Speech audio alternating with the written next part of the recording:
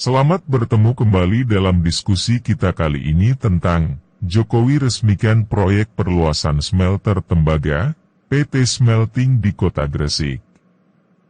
Presiden Joko Widodo meresmikan operasional proyek ekspansi atau penambahan kapasitas smelter tembaga milik PT Smelting di Kota Gresik, Jawa Timur. Lewat proyek perluasan tersebut, smelter tembaga PT Smelting sanggup menambah kapasitas peleburan konsentrat tembaga dari 1 juta ton menjadi 1,3 juta ton per tahun. Presiden Joko Widodo memperkirakan proyek tersebut dapat mengerek capaian produk hilirisasi tembaga, berupa produk setengah jadi seperti anoda dan katoda tembaga. Selain itu, peningkatan kapasitas peleburan konsentrat tembaga ini juga diharapkan dapat meningkatkan pertumbuhan industri baru yang berorientasi pada penciptaan produk hilir tembaga. Akan muncul industri baru seperti yang sudah dan juga dalam proses pembangunan untuk copper foil. Adapun PT Smelting yang dimiliki bersama antara Mitsubishi Materials Corporation Jepang dan BUMN PT Freeport Indonesia. Pabrik pengolahan konsentrat tembaga ini mulai beroperasi pada tahun 2010. Ini menunjukkan komitmen PT Freeport Indonesia yang bekerja sama dengan Mitsubishi untuk menghilirkan, membangun hilirisasi dengan ekspansi, sehingga nilai tambah itu ada di Indonesia. PT Freeport Indonesia berencana menambah porsi sahamnya pada smelter tembaga milik PT Smelting dari 39,5% menjadi 65%. Penambahan kepemilikan aset itu tak lepas dari peran PT Freeport yang menjadi investor tunggal dalam proyek ekspansi atau penambahan kapasitas smelter tersebut. Lewat pendanaan sebesar 250 juta US dollar atau sekitar 3,7 triliun rupiah yang sepenuhnya berasal dari PT Freeport, smelter milik PT Smelting diproyeksikan sanggup menambah kapasitas peleburan konsentrat tembaga dari 1 juta ton menjadi 1,3 juta ton per tahun. Peningkatan saham PT Freeport Indonesia di PT Smelting akan meningkat setelah ekspansi selesai.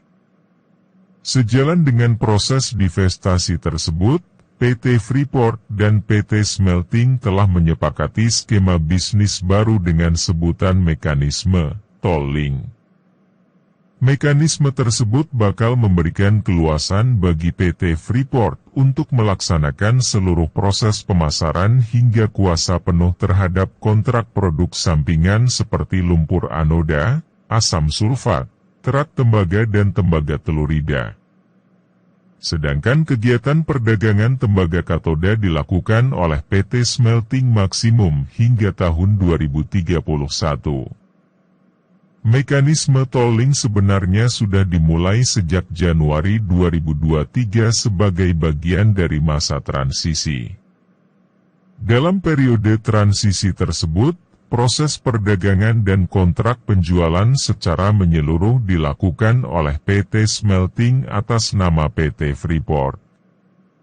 Langkah PT Freeport Indonesia untuk memperbesar kapasitas pengolahan smelter milik PT Smelting merupakan upaya untuk merealisasikan proyek hilirisasi tembaga jangka panjang. Komitmen ekspansi tersebut paralel dengan aksi perusahaan yang tengah membangun smelter tembaga baru di kawasan industri Java Integrated Industrial and Port Estate, JIIPE, Gresik. Lewat ekspansi ini, produksi olahan produk tembaga pabrik pemurnian ini bertambah menjadi 1,3 juta ton dari sebelumnya sebesar 1 juta ton.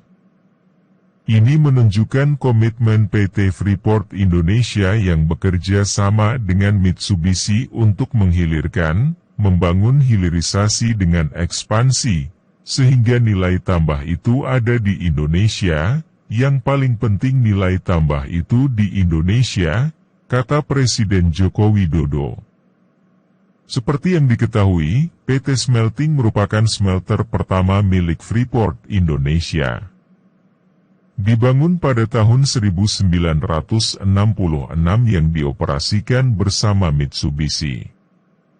Pabrik ini memiliki kapasitas pengolahan tembaga 1,3 juta ton menjadi katoda tembaga maupun anoda. Presiden Joko Widodo menambahkan, selain PT Smelting, pembangunan smelter baru Freeport Indonesia di kawasan industri JIIPE Gresik juga akan menambah hasil produksi olahan mineral. Dengan pembangunan yang ada di JIIPE Gresik, maka kapasitas akan ditambah lagi sebesar 1,7 juta ton per tahun, artinya 1 tahun smelter kita bisa berproduksi 3 juta ton per tahun, dan nilai tambahnya semua ada di Indonesia, kata Presiden Joko Widodo. Sehingga harapan Presiden Joko Widodo, industri turunan olahan mineral akan muncul terbangun, termasuk investasi dari luar negeri. Tidak hanya dari komoditas tembaga melainkan juga nikel, bauksit dan juga timah.